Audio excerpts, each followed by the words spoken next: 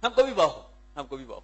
Umva uko Yesu yavuze. Yesu yaradukopeje, adukopeza kimwe mu bibazo tuzabazwa, kandi ntekereza ko abenshi kizabatsinda. Yavuze ngo nari nshonje, nari umushyitsi, nari nambaye ubusa, nari mfunzwe, nari ngwaye. Hanyuma bazamuvuga ngo twakubonye ryari? Azababwira ngo umwe muto mwabikoreye ni nge mwabikoreye. Mumbabarire mumbwire, umuto abana nani? Iyo yagwaye ninde umusura? Iyo yabyaye ninde umuhemba? Umuto abana nani? Uworoheje wa nyuma wo muri twe abana nani? Uzi ko abantu babana ku makategori, kuko bose biganye Butare, kuko bose biganye kuri Yerika, kuko bose batuye Kibagabaga, kuko bose bahuriye muri korale. Hari umuntu adafite uwabana nawe. Reka mabwize ukuri, rimwe na rimwe tuba tumanitse amaboko mu rusengero dusaba Imana umugisha, ariko umugisha ntusengerwa, umugisha urakorerwa. Iyo uwusengeye uratinda, iyo uwukoreye urihuta.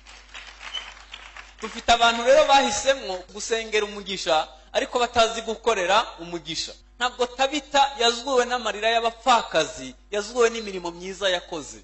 Iyo biba ari ukurira, bari kurira abagabo babo bakazuka, ahubwo yazuwe n'imyenda yadodeye abapfakazi. Imana yabwiye Koroneliyo iramubwira ngo gusenga kwawe bigeretseho kugira ubuntu byazamutse bibugwibutsa imbere y'Imana. Amasengesho atageretseho kugira ubuntu Imana yasubiza atinze, ariko amasengesho ageretseho kugira ubuntu Imana yasubiza vuba. Dufite abakristo bangahe bateka ibiryo bakajya kuri gereza nta muntu wabafungiye? Dufite abakristo bangahe bageze kuri ico kigero? Hari umudamu umwe muri jenoside yakorewe Abatutsi, baramutemaguye umutwe barawangiza, hanyuma mu mutwe ahitagira kanseri. Farije yaramuvuje, yakoze ibishoboka byose biranga ko yahorana esume ikonje ku mutwe, muzi kanseri uko ijyana. Rimwe Imana iramubwira ngo nateke ajye kuri gereza agemurira intera hamwe ku Muhima zamutemye. Abwira Imana musabye ikintu gikomeye, ariko kubwo kumvira Imana arabikora. Agezeyo ahamagara intera hamwe, avuga ati ikintu kinzanye nje kubababarira nubwo mutansabye imbabazi. Narakijijwe nyuma ya bwa bundi, ndi umurokore,